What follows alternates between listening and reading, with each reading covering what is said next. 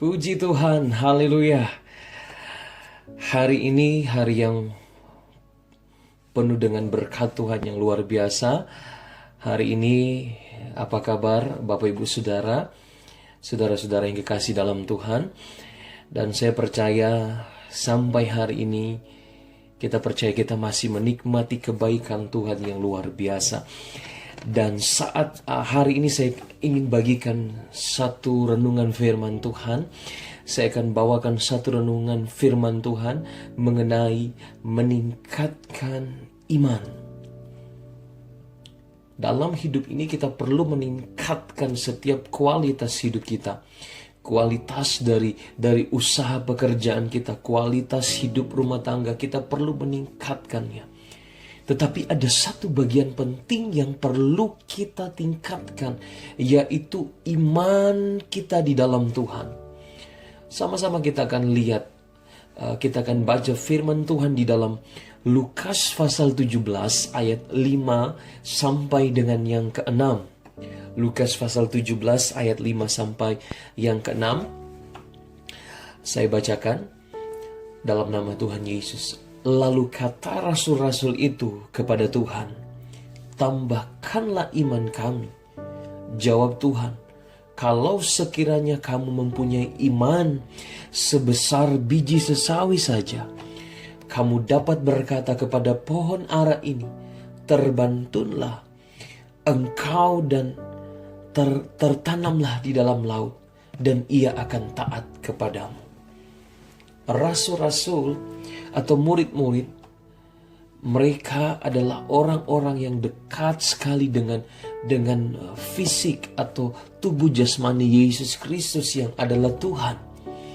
Tetapi mereka berdoa supaya Tuhan tambahkanlah iman kami. Jadi ini merupakan satu harapan murid-murid Yesus supaya iman mereka ditambahkan. Saya catat begini. Murid-murid mengakui kelemahan dan kekurangan iman mereka, sekalipun mereka itu para pelayan utama dalam kerajaan Kristus. Murid-murid juga manusia biasa. Kadang-kala mereka mengalami namanya kelemahan dan kekurangan iman. Sama halnya dengan kita pengikut-pengikut Kristus. Kita harus mengakui bahwa kadang-kala iman kita lemah. Kadang-kala kita kurang iman. Iman diperlukan di setiap hidup kita. Kita memerlukan iman yang begitu dahsyat dalam hidup kita. Apalagi kita menghadapi hari-hari ini. Iman orang sedang digoncangkan oleh berbagai hal. Supaya iman mereka digoncangkan. Iblis tidak senang. Iblis mau merusak iman kita. Iblis mau merobek setiap iman kita. Dan akuilah kelemahan dan kekurangan iman kita. Kita perlu meningkatkan, kita perlu menambahkan iman kita. Yang kedua, murid-murid menyadari bahwa mereka membutuhkan anugerah Kristus untuk meningkatkan iman mereka. Murid-murid sadar bahwa mereka membutuhkan anugerah Kristus. Anugerah adalah sebuah pemberian Allah secara cuma-cuma. Selayaknya kita nggak layak menerima, tetapi Allah berbalik dan memberikan kasih karunia anugerah kepada kita. Anugerah Tuhan yang akan meningkatkan iman kita. Kita perlu berdoa, Tuhan, saya perlu anugerah-Mu, agar anugerah Tuhan memenuhi setiap iman kita.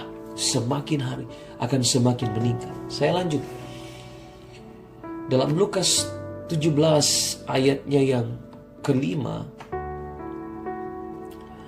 Ada 3 hal yang saya catat, yang saya pelajari dari berbagai terjemahan, dari berbagai artinya saudara. Yang pertama, murid-murid berdoa, "Tuhan, kuatkanlah iman kami."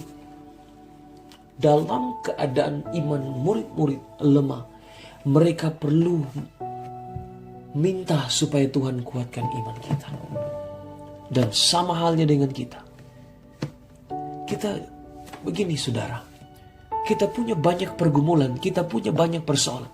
Tapi yang menjadi fokus utama doa kita bukan supaya Tuhan selesaikan persoalan kita, Tapi terlebih dahulu, biarkan Tuhan menguatkan iman kita. Sehingga dengan iman yang kuat, kita mampu menghadapi setiap situasi yang rumit sekalipun.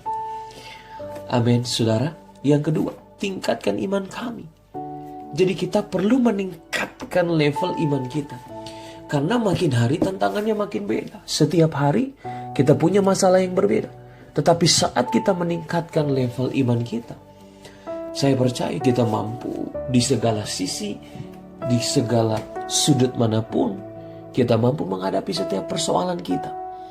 Yang ketiga, murid-murid berdoa, berikan kami lebih banyak iman. Jadi murid-murid berdoa supaya iman mereka diperbanyak. Kita perlu memperbanyak iman kita. Karena setiap iman setiap persoalan mempunyai imannya masing-masing.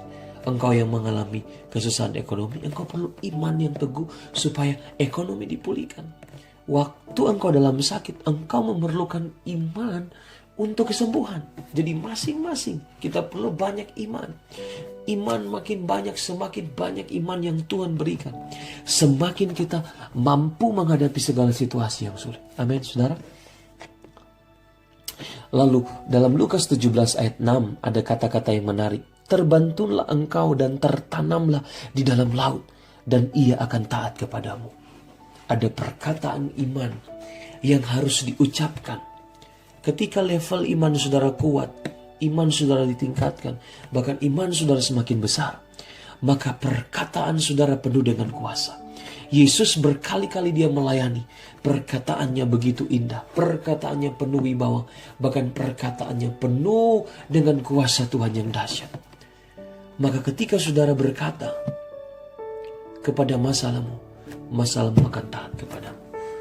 Masalahku akan selesai, maka masalah itu akan taat kepadamu. Ketika engkau mengalami sakit, maka sakit itu akan tunduk kepada perkataanmu. Sakit itu akan disembuhkan oleh Tuhan.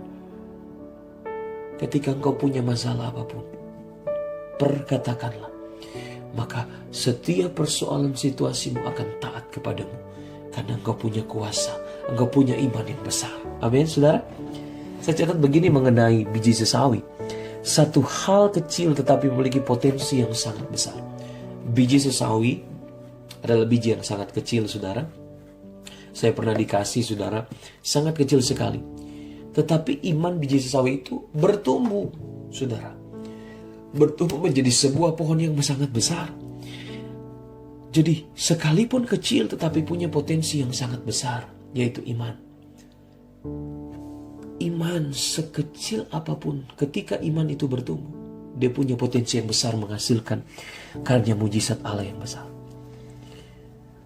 Saya catat begini, iman biji sesawi yang bertumbuh begitu tajam dan mampu membangkitkan anugerah-anugerah Tuhan yang lainnya. Amin. Bahkan iman mentransfer kuasa Tuhan kemanapun diperlukan.